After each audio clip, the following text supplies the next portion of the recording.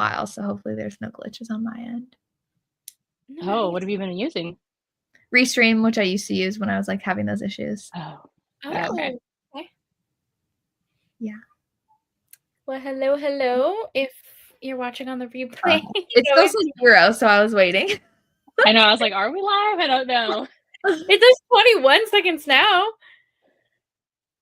Oh yeah, I just got notified that we were live. Yeah. I mean, like, because I can see the number, and it just was 0 for quite a bit. Yeah. So yeah. Okay. Cool.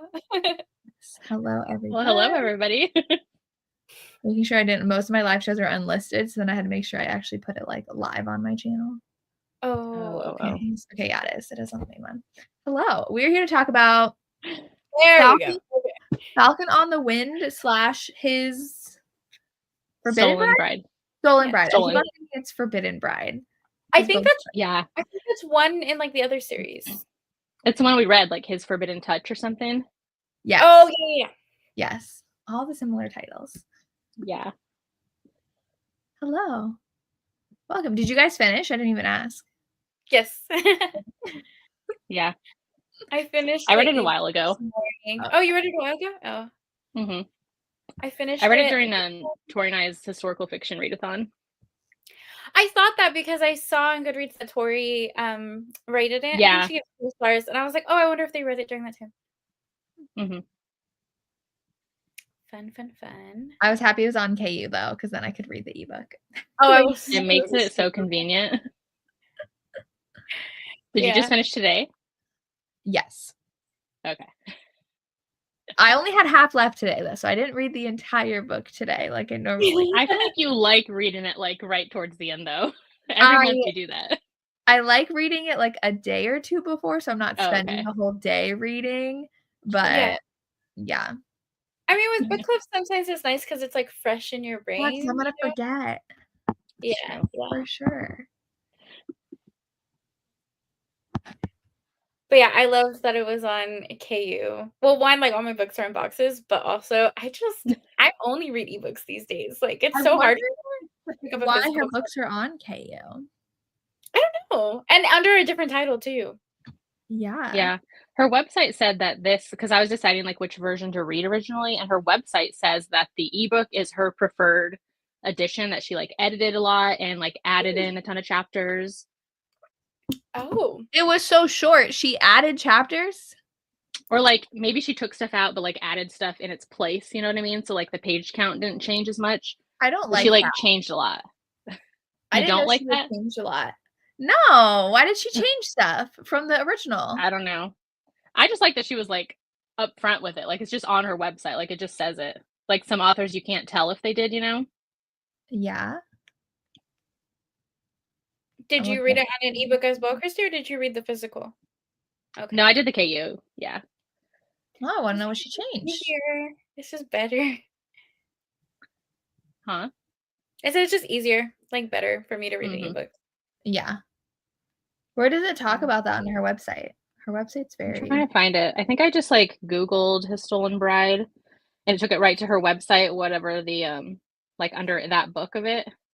And she says, I was like, there's nothing showing. Yeah. It just says like it was originally published under the title Falcon on the Wind. This is a full-length novel of 100,000 words. This extensively revised version is the author's preferred edition ebook. Includes new scenes never before published. So I don't know. Extensively revised. So it's like a whole different story. I wonder if anyone read the physical copy and to see how different it was, you know? Yeah, I don't know. Oh, now I like do not trust ebooks. Like, well, yeah, that's it. I mean, historical romances in general, a lot of them have been edited and pieces taken out, like Judith McNaught, Lisa Kleypas, Julia Quinn. But I feel like they're like the more entertaining stuff is usually cut out. So like, I don't know if it's like. Where did you find that? I think like one of the things with this is like she changed the place where they were gonna like where he abducts her. Like it was originally like in Notre Dame, like on the back of this book it says that, but in the new version, like it was the name of a different church or whatever. So I don't know if they're like, don't use that one. Yeah. Or maybe like maybe little things. But just maybe like the way, because I feel like they went on like a little road trip. Maybe it just like geographically didn't make sense, and that's why she edited it that way. Yeah, I'm not sure. Who knows? I don't know how what else like was changed. The ebook. Yeah. Interesting. I wish I read the paperback. Now, what did you guys end up rating it then? We can start there. I liked it. I gave it 4 stars. I thought it was fun. I liked both the hero and the heroine. So yeah, 4 stars. I liked it a lot. I gave it 4.5 stars. Oh wow. Oh, 5 stars. Oh my god, that makes me so happy. Yeah. That's awesome. I thought it was fine. So like I don't know what to rate it. It was just fine. Her other one was so much better that we read. I don't know. And but it was very soap opera-y at the end. So like I did like that. But the first half was just like okay. I also didn't get why they liked each other so much because there wasn't that much like chemistry between them in the beginning versus the second half. So I don't know. I mean, there were a lot of characters and like side characters in the beginning, so I can kind of see that. Yeah. The beginning is what pulled me in. Oh, really? Yeah, I liked it right from the start. Yeah, I really liked the heroine. I thought she was funny, and I liked the hero too. So like, as long as I'm vibing with the characters, I feel like it's good. We're all good. Exactly, I was confused when they just were randomly like, oh, by the way, he like has a kid that's not his. I was like, what does this have to do with anything? That felt so random. I love that part. Well, I feel like I wish they had like kind of, it just feels like the second half was so different than the first half. It would have been nice if that was kind of like throughout instead of been like, oh wait, I actually want to do this at the end, so I'm going to put this in here now so that I can come back to it at the end. So that's what it kind of felt like to me. Yeah. And then with her dad, I was like, oh my gosh. Yeah. I felt like the part with his like whole kid and like him being still married situation, like it led to them, like him not wanting to give in to her, you know? So like it had his reasons of staying kind of without giving in. We didn't know that until like halfway through. Yeah. Like, but I mean, then it makes sense of his character of like being like that, you know? Yeah. Yeah, it did. And the beginning, I don't know, gave me like Sky O'Malley vibes too, because like she was getting married to someone she didn't want to get married to, and then was like saved by this guy. And I'm pretty sure in Sky O'Malley she was like also in a nunnery for a bit, so I was like getting the same vibes. Yeah, very true. I like how she was like, "Well, wait," like he's like, "I'll return you. Don't worry," to your like betrothed, and she's like, "No, I don't want to go back." Like, no, thank you. She's like, "Please drop me off at the corner." Yeah. I do think the other woman drama that was like so common in historical romances, because this really reminded me of Outlander with that one girl who was like obsessed with Jamie. So yeah, I mean, it is my least favorite trope like ever though. So I'm like, that's why I would not give this 5 stars. That's just like a personal thing. Like I hate that trope so much. It's just a super minor in here. Trope. Yeah, that's why I was like, it wasn't that big of a deal. So it wasn't like, oh, she's the one who caused all the drama at the end though, because she was so jealous. Yeah. But like it didn't really go anywhere and like nothing happened, you know? No, yeah. But I think she was just kind of used as the device to like add drama with the villain and like kidnap her and stuff. So that's what she was used for. Not necessarily like that she's the other woman. She's just another villain as the like tempted. Yeah. I was more hung up on like the whole situation with like his wife and then having a kid with his brother and that whole like scandal. So like that other lady, I was like, whatever. She's just off she's trying to make her own moves. She's doing things. She's trying her best. Like it was for her. So soap opera though, because she's like, by the way, my kid's your brother's kid, and then we actually got married. So like our marriages, I was like, this is so crazy. But that's what I love about historical romance. I wish that it was more throughout it though, because then I was like, oh my gosh, finally, like last 20%, this is going. Like, what the heck? So true. Yeah. Like the more it's like a telenovela, the more bonkers it is. It's usually when I like it too. Yes. Yeah. It was really Which I guess they couldn't like get to any of that until he like got her back to Scotland, you know, and then it's like, all these reveals are about to happen. Yeah. But did he get, so he's like 25, right? He was young. I don't know. And he was married at 16 when they were a year into their marriage. So he got married at 15. I was like, I didn't think the men married that young. Yeah. Well, it's like the 1200s, right? Yeah. I thought they usually married off the women to like older men. And that the guys didn't marry that, like a literal teenager.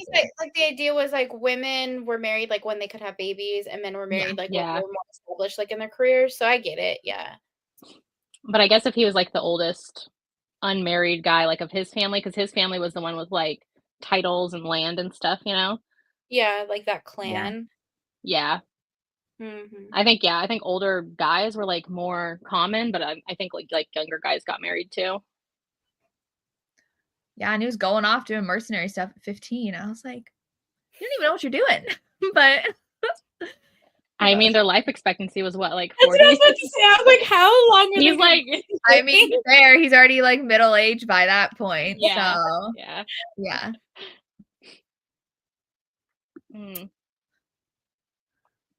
Yeah, that definitely happens if you're like not in the mood to finish a book. For sure. Yeah. I wish his brother was still alive though, because that would have made things even more juicy. But they had to kill him off.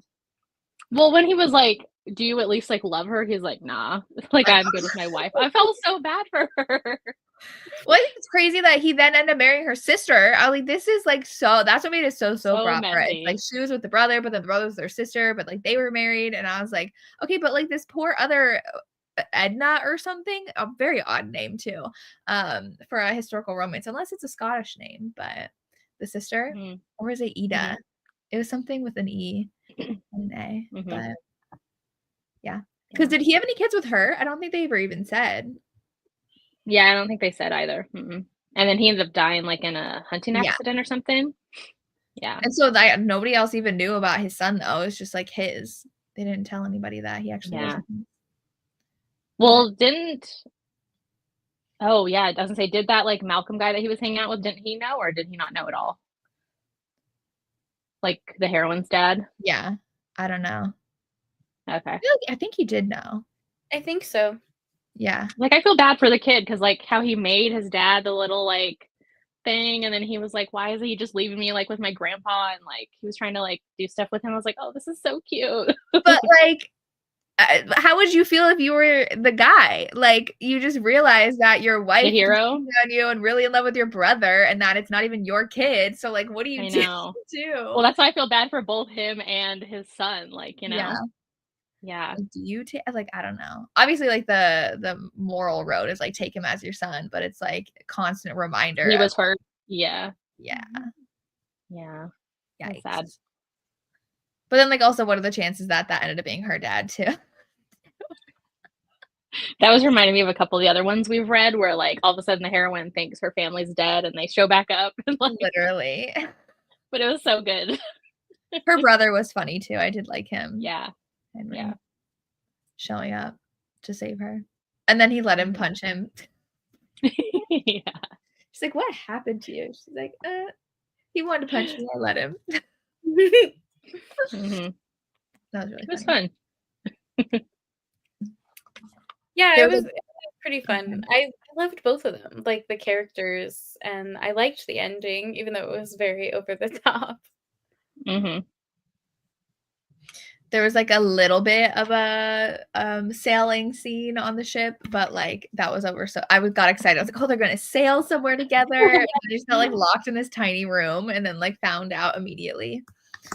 Yeah. Well, I mean, for them, like going back and forth, I feel like, I don't know, maybe it was just me. I was struggling to like imagine like the actual setting because it didn't feel like super like they were in Scotland. Didn't feel like they were, I don't know, like the setting to me like was irrelevant. And I kind of didn't like that for like technically like a Highlander romance, but. True, because I feel like she traveled with him around a lot, but again, I feel like I couldn't even like picture where they were going because I had like they were out in the forest imagery of like where on the map they were. Yeah. Well, and usually they really explain like the keep and like where everybody is and like the big like dining halls and like I don't think she did that in this one. So and like I feel like with Highlander romances too, like the food is a big deal, like what they're eating, and like sometimes you'll get like historical facts kind of sprinkled in, like talking about like, you know, the royals or whatever. And I was just like, I don't feel like we really got too much of that for this being like set in Scotland. So, I mean, that wasn't a complaint, but I was just like, I couldn't, in my head, I was like, they're somewhere on the map. Well, because they started out in France, but like it definitely just felt like they were anywhere. Same for sure. Yeah. But yeah, I feel like we always have heroines running away. But she actually didn't. Well, I guess she did get herself in bad situations. Like the first time she ran away was when he got stabbed, and But she didn't seem like super reckless. And like I get it. Like she was sent to the nunnery when she was like 9 or something. Like send me back too. Like that's what I know. Yeah. So, that was funny when she was trying to jump out the window. But they always end up running away and getting into danger. Every single season. Yeah. So it's very tropey. Yeah. Not in a bad way, but just like very tropey in a lot of historical romance. Yeah.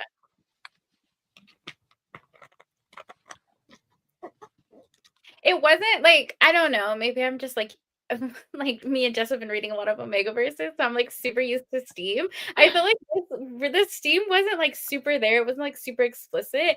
And I was like, I want more time of them together because I love them together. I feel like I wish we had more moments of them. I was surprised there wasn't more of like a fight the first time they got together, because I was like, she's supposed to stay a virgin for you to be able to use her. And he was just like instantly like, oh, no. Oh, well. I was like, a little bit more fight. Because I was like, oh, wait. They're just, they're fine with it. Yeah.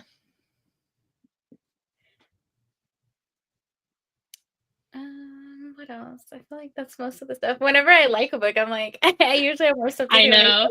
Like Nothing to complain about. Oh, it was Whitney, My Love. We talked like the whole time about that book. That one's a long one for sure. Oh my God. But Samantha, how do you feel about Chrissy loving Judith now? Because she went and did a deep dive in her entire backlist. Betrayal. I'm really so obsessed. Like I feel like we don't differ on a lot, but like the things we do, it's very, very different. But betrayal. No, that's so true. We normally have like the same ratings on and thoughts on books, so I'm shocked. Yeah. Like her books. I know. Which ones have you read? A lot. So I did all of the like Westmoreland. So like the Whitney, My Love, Until You, and then the novella that's part of that. My least favorite one. The Amnesia one? Until You, the Amnesia one. I love that one. I've like given all of them 5 stars. Like they're like top tier for me. And then I read now I started the sequel series. So I read Once and Always, and now I'm on Something Wonderful.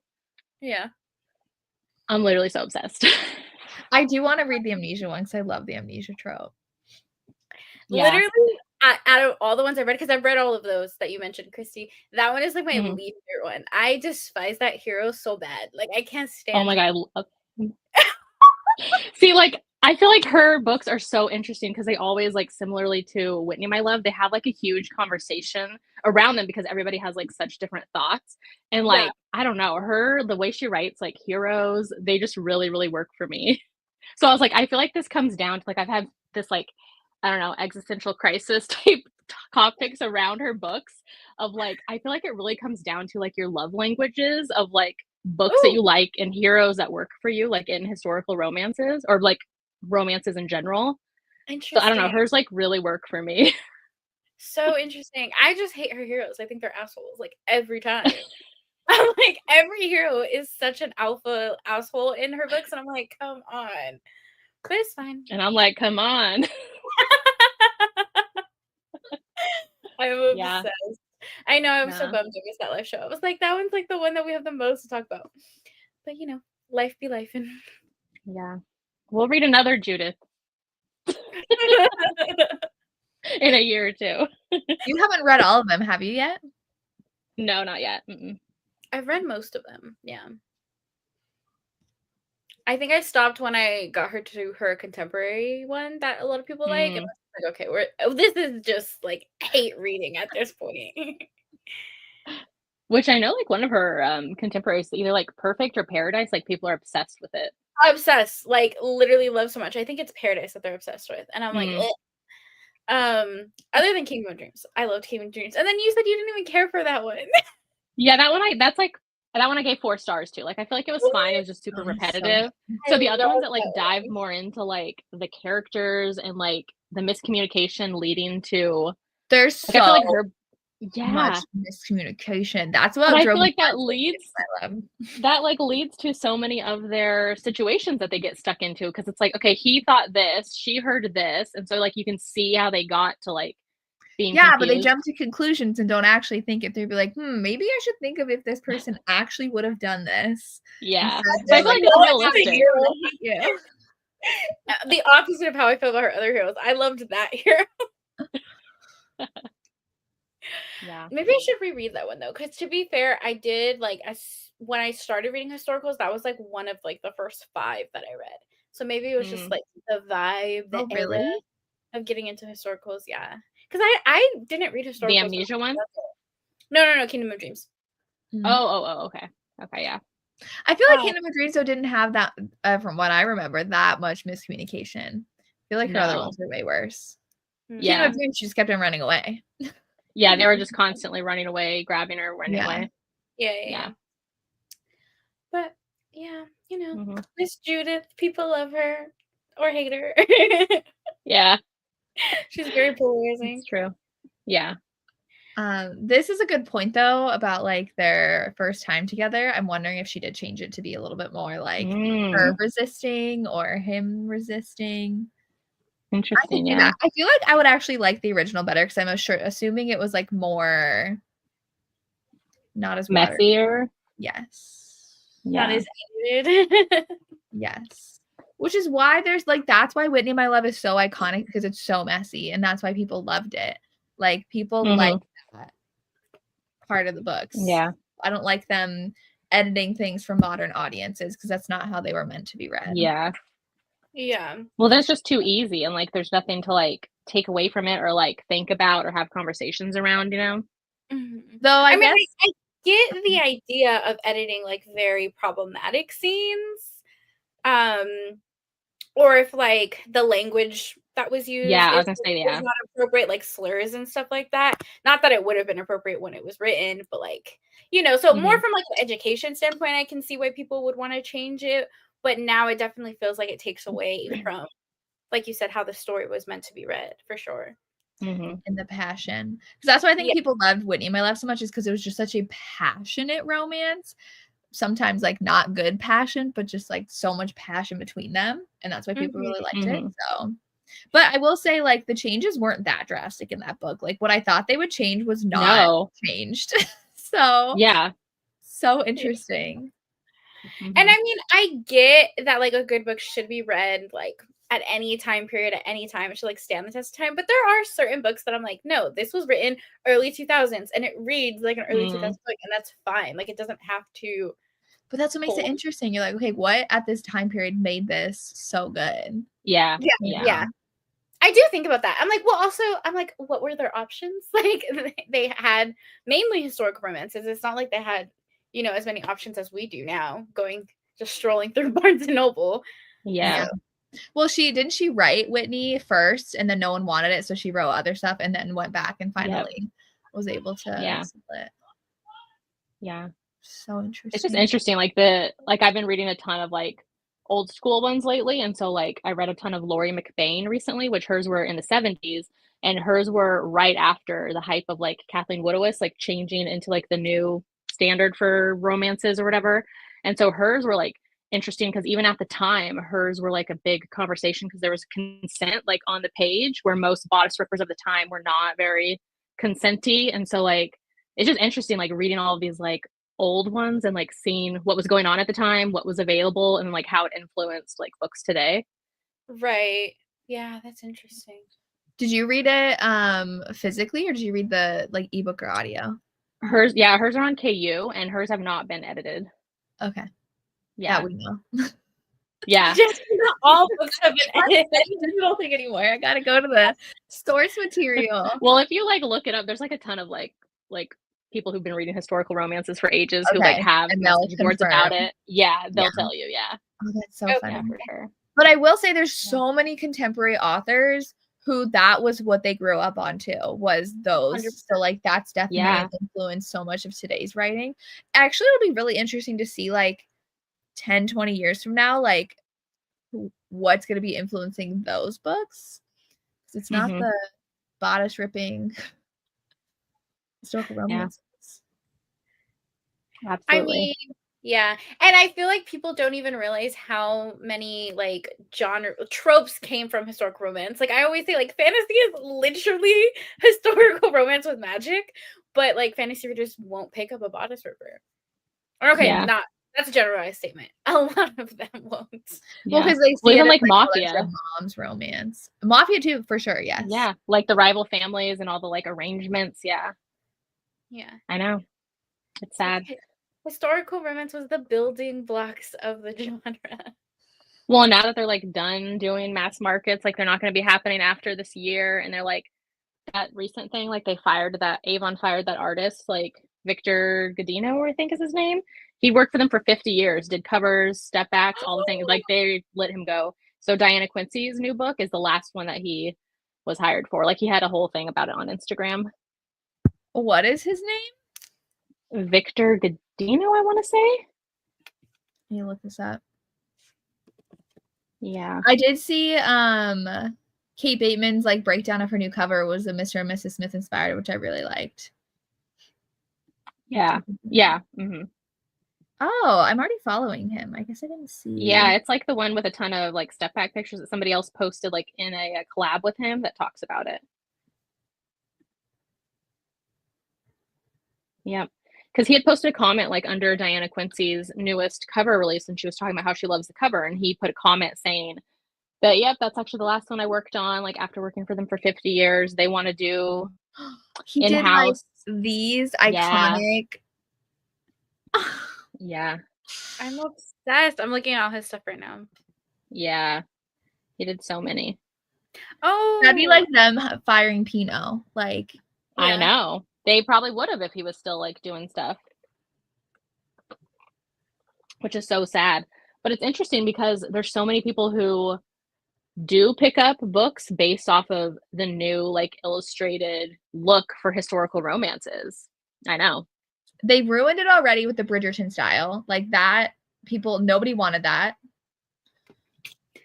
I really do feel like Bridgerton like did such a damage to historical romances, which is crazy because it is a historical romance that became so popular, but I honestly think it like had the reverse effect for historical romances. Yeah.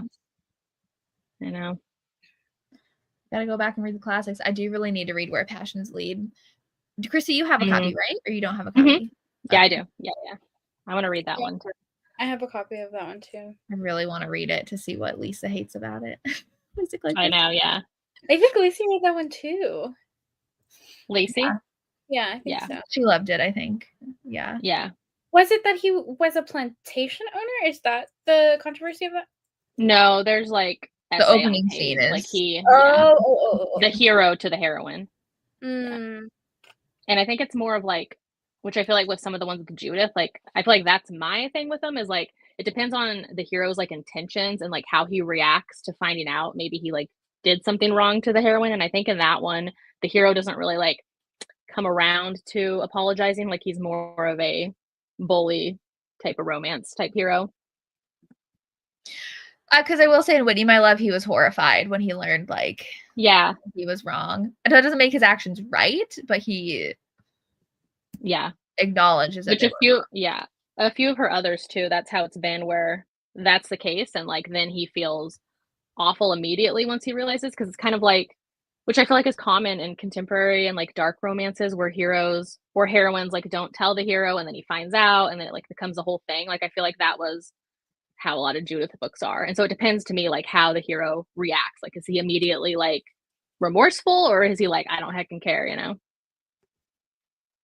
Yeah, I mean that is such a like that's such a messy topic for sure, because I think when I first started reading romance books, I was like, no, like consent or nothing. Like I don't like any devious consent. I don't like any of that. And I would just hate if the heroes did that.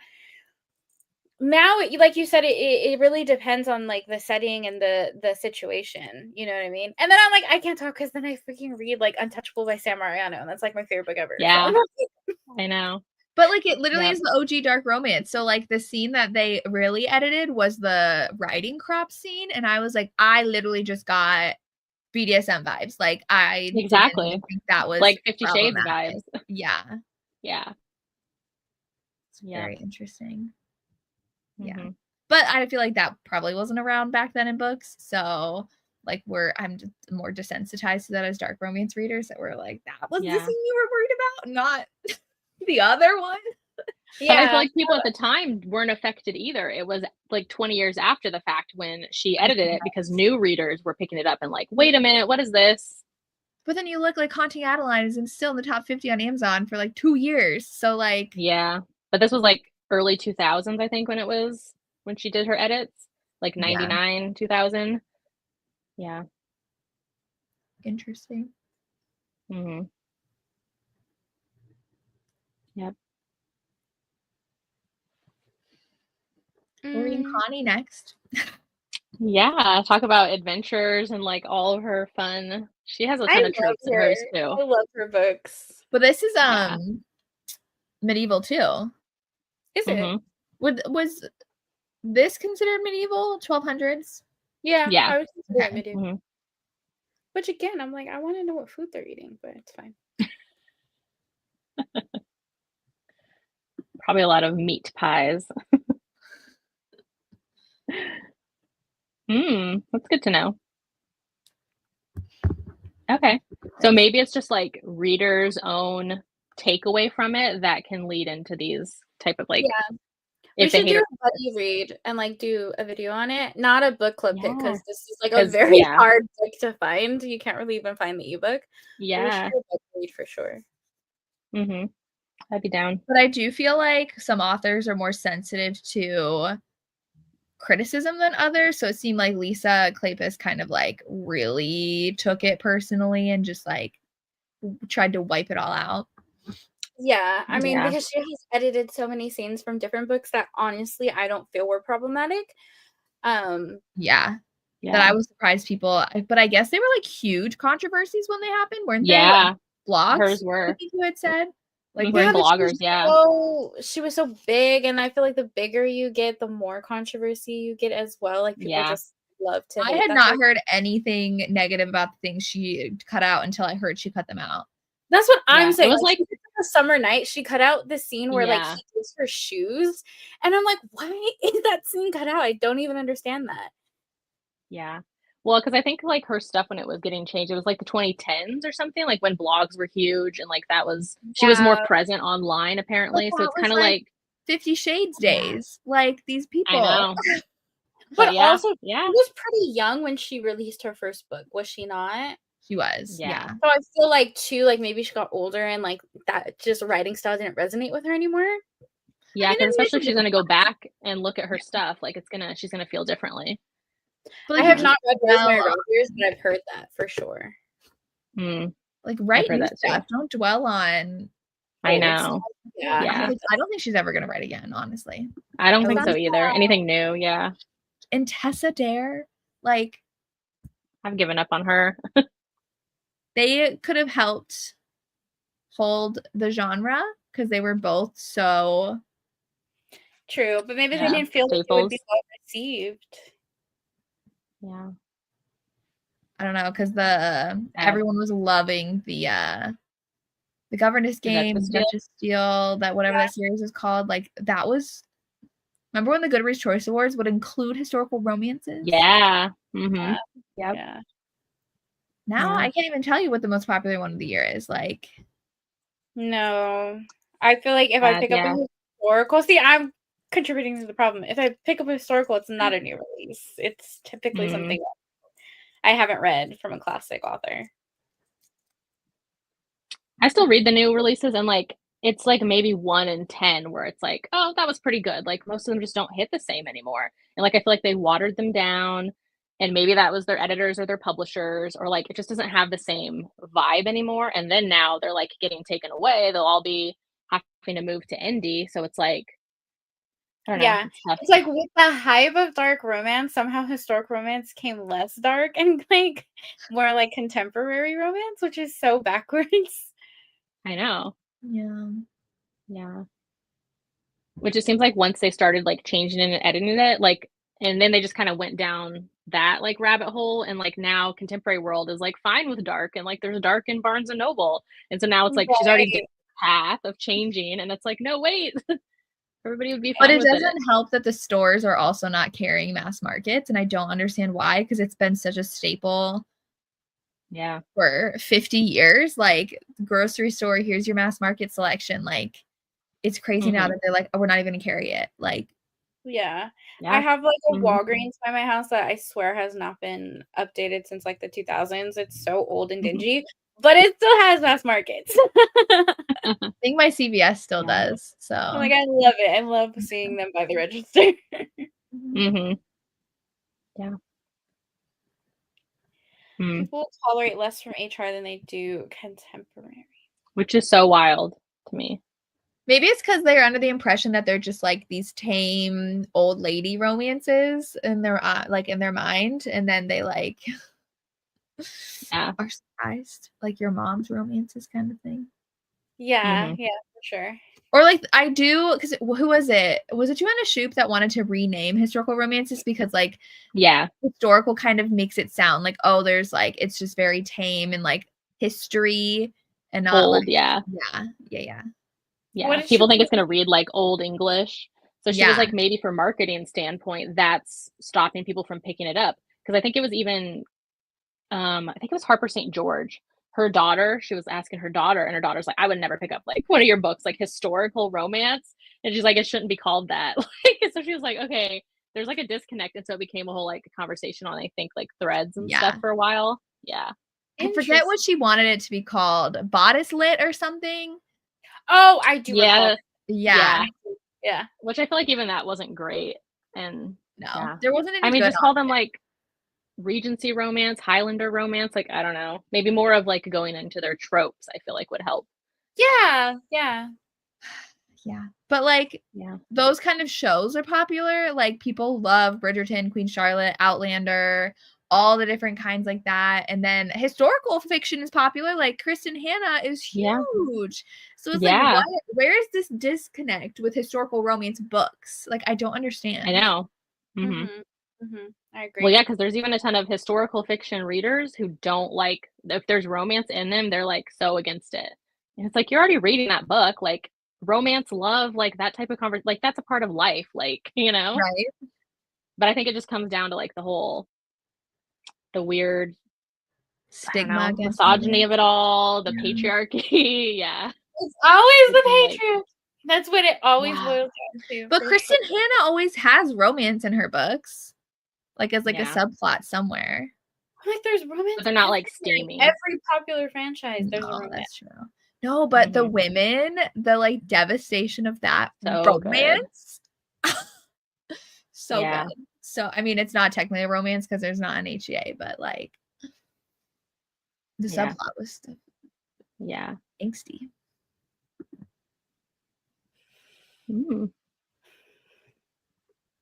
Did we read this one? Which one by her did we read? Shanna. No, we read did we read The Wolf and the Dove? I thought we read another one by her. I don't think so. Dear God, I don't know. I've read The Wolf and the Dove, but I don't think we read it here. I think we just read Shanna. Or Shanna, whatever you call it. Shanna was good. But that was like another infuriating heroine. That was like for you. I haven't read her books. I need to. We read it like way back in the beginning. Yeah. Oh, The Flame and the Flower was a pick in 2023. Okay, I was gonna say we read it. I don't remember the plot, but we read it. I remember The Flame and the Flower. Oh, for some reason I thought I read it for like a vlog or something. I just never picked hers up when those were the picks that month. But I need to. Oh, Shanna was one of our first picks. That is crazy. Because it's Kathleen Woodward. She's a classic author. 2021. Didn't you say Oh my something that the name was being said wrong for her? What's her name? Like, how do you pronounce her name? Was that the one you said, Samantha, that somebody commented on a video that like the Yeah. author's name was wrong? Or was Yeah. it the heroine's name? No, I think it was her. I think I say it no. I think I was saying Bertrice Small incorrectly. Beatrice Small. Oh, okay. I was thinking it was the Kathleen Widowist ones. And I was like, how do you say her name then? Because that's how I hear everybody say it. No, I think I was saying Beatrice Small and it's Bertrice Small. It is Bertrice, yeah. Yeah. But the R, okay. you kind of skip over the R because you read it as Beatrice, yeah. Yeah. I like the Bridgerton books. I love that series, and I like all of Julia Quinn's like other series too. So she has fun ones. Other stuff, yeah. They're not like all-time favorites, but they're fun. Exactly. They're like solid. I love them.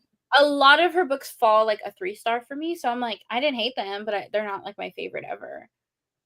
She has had like a couple I've given 5 stars to that I love in her like backlist, but like if I look at all historical romances, like hers don't jump to my mind first, you know what I mean? Of like my all-time favorites. Yeah, I mean, I had some 5 stars in the Bridgerton series for sure. Like I love the Viscount. I love Francesca's books. Yes.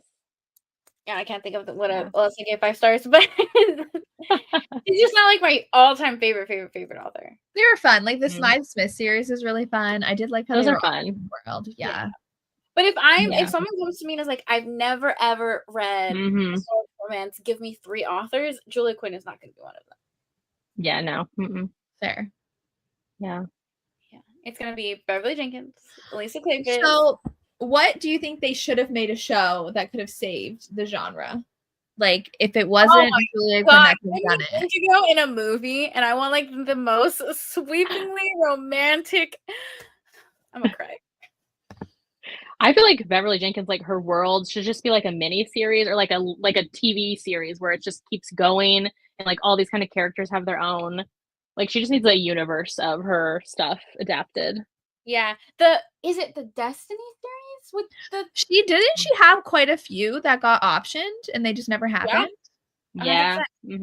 The only book that actually got into a movie was her suspense. Contemporary. The contemporary one, Deadly Sexy one, which I was gonna say that. I would have preferred The Wallflowers as a series rather than Bridgerton. If I were like picking. Yeah. Also, why would you pick a series that's 7 books for a TV show? Like that's gonna take forever. Like, can you imagine it'd be 4 and we'd almost be done, and then it'd be just like that was so good, and not take 2 years between each season? Yeah, The Wallflowers would have been that 4 seasons. Just 4 and done. Yeah. Yeah. Lorraine Heath. Oh my god! Imagine if we got the twin one, the Gorilla Twins. But no, Lorraine Heath would be fun. Yeah, Tessa Dare too, like the Duchess Tale would be fun. I feel like that would be good for contemporary audiences too. Tessa Dare. Yeah, I was gonna say they have to have a broader appeal to more of an audience, you know. So I feel more like Lisa Kleypas or Tessa Dare. Yeah, Lorraine Heath I feel like would be a little bit too. Yeah, it's too too over the top and could get not great. I mean, I wanted Sky O'Malley so bad. Like I was. Did it not happen? That like, was supposed to happen. I don't know. It was supposed to be like an Apple original, and it just never happened. Yeah. Maybe we should see what happened to that. That would have been so good. That was so fun.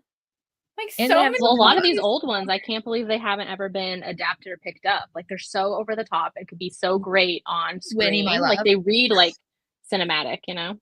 Yeah, I agree. So I wonder why none of them ever got picked up in the past. Because I was telling my husband the synopsis for Until You, the Judith McNaught, the amnesia one. He's like, this hasn't been made into a movie or a show. And I was like, right? Like her stuff would be great. Unless the authors, like if they were approached, just like didn't want it to become a thing in the past. I don't know. No, I don't feel like that's the case. Because there's so many situations where the rights were bought and then nothing ever happened to them. I guess 2023 is when this is option. But I can't see anything else since then.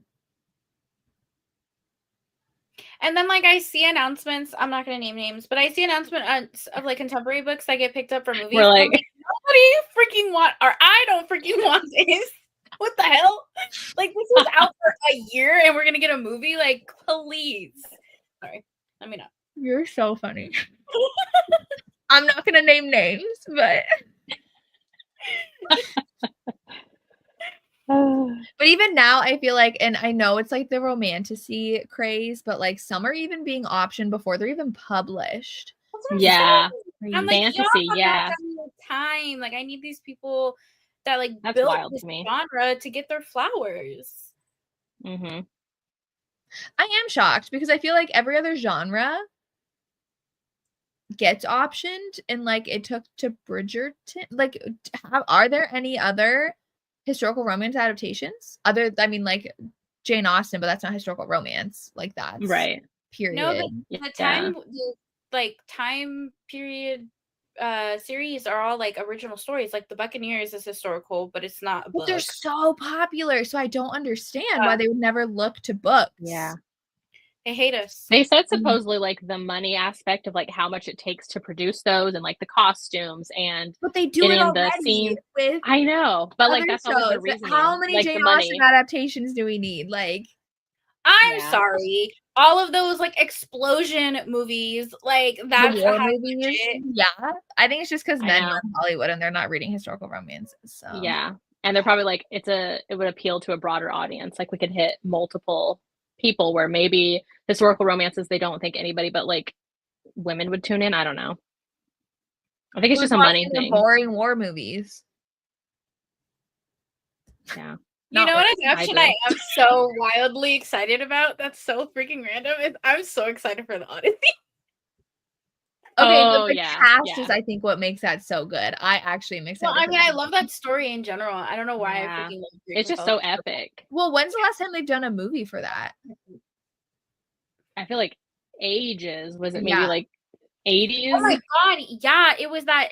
No, it was the early 2000s, and it was like the worst adaptation ever. Oh, then yeah. No. Oh my god, it's so terrible. Yeah. Oh my gosh, that adaptation was awful. No, I'm super excited. The cast is stacked. I'm just, yeah. Yep. And again, that's not them like doing new stuff. You know what I mean? With like picking up things that haven't already been told. Mm-hmm. Oh wow, it says that. Oh, I was looking up the Apple TV thing still with Sky O'Malley. So they picked up the entire series, all 12 books. 12 books? What? Yeah. Or maybe it's part of that series and they picked up other books from her too. Because she does have like other generations. Yeah. Then that's okay. Yeah, they have a whole list of like 12 movies. Follows her story, but is there any update about it though, or no? Is that so? That's what I was looking. I don't know. There's like a whole combo about it on Reddit, but I don't think any of these are recent happenings.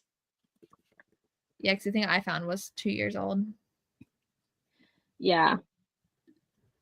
This person said apparently her son signed the deal, and they said go to her official Facebook page where there's more details and a rundown of what's happening. That apparently it's still being adapted. Yeah, it says it here. Like, it's an Apple TV series in production now. Yeah. Like, on her website. Oh. So maybe it's still like behind the scenes stuff? I don't know. Huh.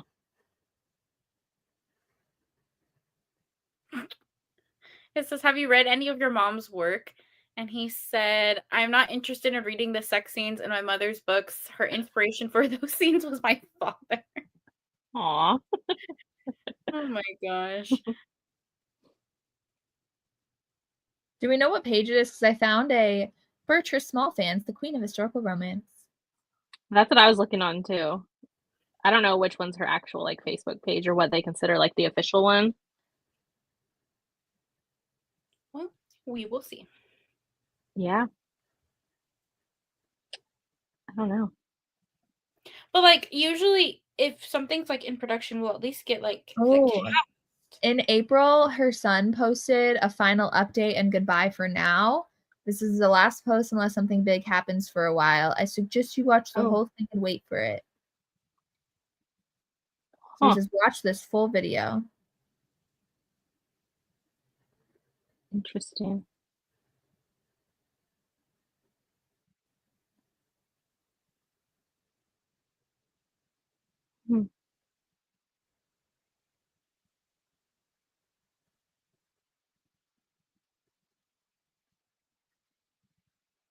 Well, we shall see. In February, there's like something from him on her website just saying that a bunch of her books were sent into Amazon Kindle,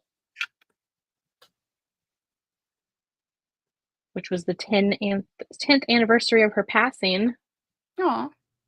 That's sad. Oh, that was apparently an unpublished work from her that he sent to Amazon. Relentless, the first new Bertrice Small book in over a decade that was unpublished from her backlist. Because he's talking about something called Serena too that he found. Oh. I don't want to watch this whole video. Yeah, I didn't watch the video. Her website had it like in text form. Oh. Oh yeah, it was a whole collection that included a bunch of short stories, poems she wrote too, research notes for her bestseller Sky O'Malley, and like a ton of other stuff. And they're like, check out the trailer below where her son talks about it more. Interesting. He keeps on posting video updates. Just type it out. I know. Oh, I just want to read, okay? That cover. Do you see the cover for Relentless? No, I didn't look. Let me see. Is it not good? Oh, they just released it in February. Yeah. Oh, because she passed away 10 years ago. Why does that look like a fantasy? Right? That's awful. He did an auction. Oh, he said, so I guess he did an auction of a lot of her stuff. And he's like, the two things that would never be auctioned is the original handwritten manuscript of Sky O'Malley and the letter from her editor at the time. Oh, well, at least he's keeping it, the memory and stuff. Yeah. It's kind of sad. I know. It's like a typewriter note to her from, what is this? I don't see a date on this. It just says March 16th. The book is a joy, as you always are. So cute. Oh, from her publisher to her? Yeah. Oh, they're like, no notes. You're perfect. Yeah, that's sweet. I love her. I love her books. I need to read more of them now. Yeah, apparently he did a big auction last year. That's it. We're canceling all our reads and we're only reading Bertrice Small. I need to find out. That means you have to set down the Omegaverse for a bit.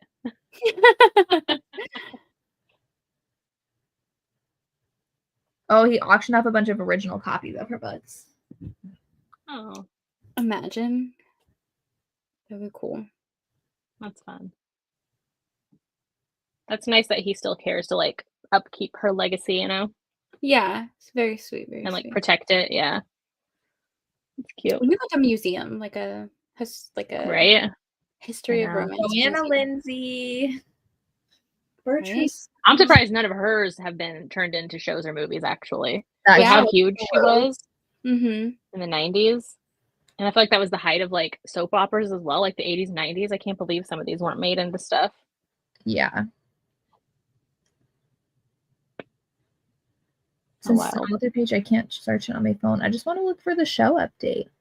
Like I even remember, like I used to watch a lot of America's Top Model, and I remember they did an episode where they modeled with Fabio.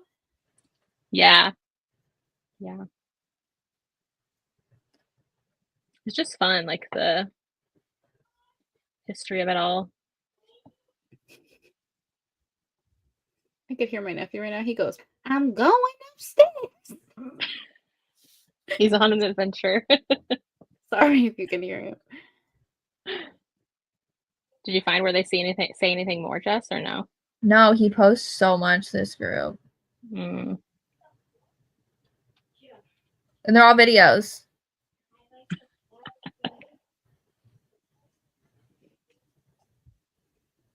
Oh, and I guess he just goes through her stuff and like posts notes and stuff like her. That's fun.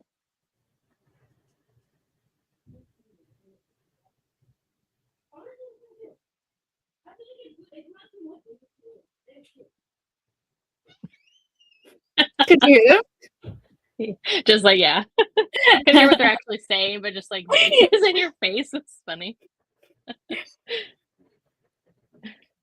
He needs to transcribe his videos. This is annoying.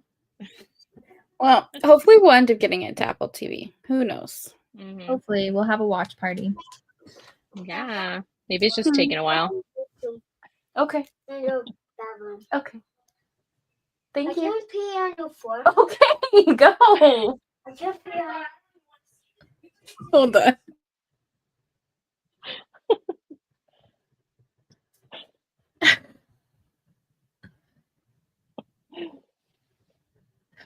Kids. He leaves the door open. Yeah. The dog comes in. Too funny.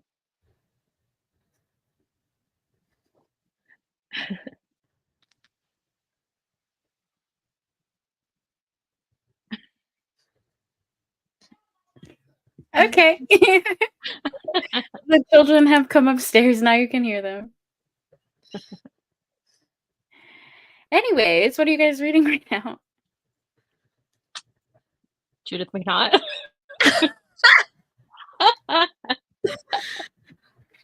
I do not support this journey of yours.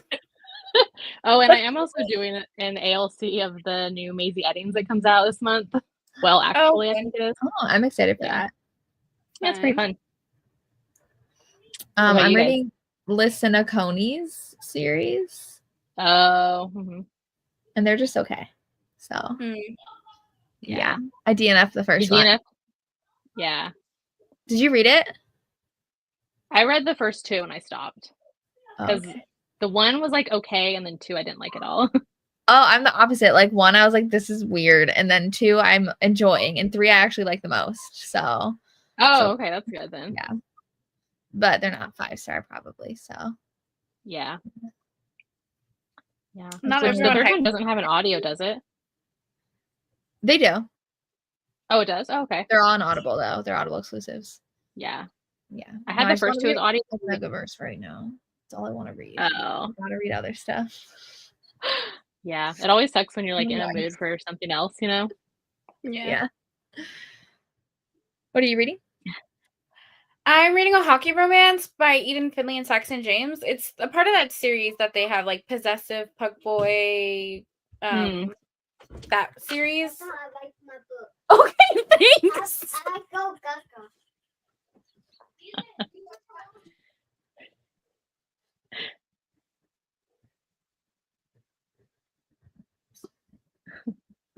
Thanks, Kamal. Judith McNaught is a fun time. I don't know if you guys heard him or not. Not that time. Oh, okay. I'll tell you what he said when we're not online. Oh. He was like, you thought I was done before. Oh no. Video. He's back. Ooh, Mary Jo Putney. Didn't we read one of hers for one of the books already? I think so. Yeah. No, really I pretty feel like spec, so. no. I feel like I wanted to read Mary Jo Putney, and I feel like Jess said no. We didn't yet. Oh. Jess. She said they were boring. Wait, have you read her, Jess? Maybe. Oh, this one is called Stubborn Puck Boy. It's the 9th book in the series. They're all like. Oh, is it new? Yeah, it came out 2 days ago. Oh, we did read her. We read the Thunder and Roses by Mary Jo Putney. Oh, yeah, we did. I gave it 3 stars. There's someone else you want to read that I don't like. Yeah. No, Mary Balog? Yeah. Oh, she's yeah. boring. Yeah. That's who it was. That's who it was. I got them confused. Just said, yeah, she was boring. Yeah. Oh, no.